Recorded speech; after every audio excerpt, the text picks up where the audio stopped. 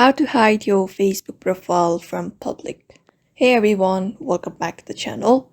In today's tutorial, we are going to show you how to make your Facebook account private.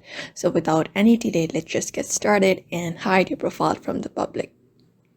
For that, you can go ahead and open up your Facebook app or go to facebook.com and then look for the three horizontal lines in the top right corner of your mobile app right here.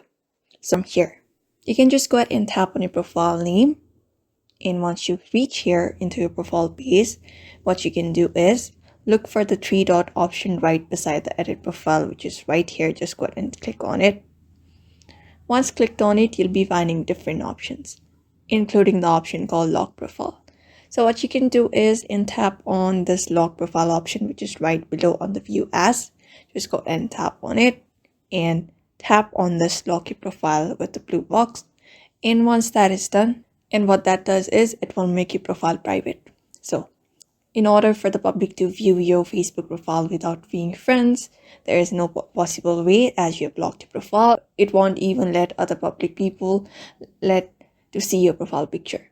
So that is how you hide your Facebook profile from public and make it private. So therefore, I hope this video was helpful to you and thank you for watching this video.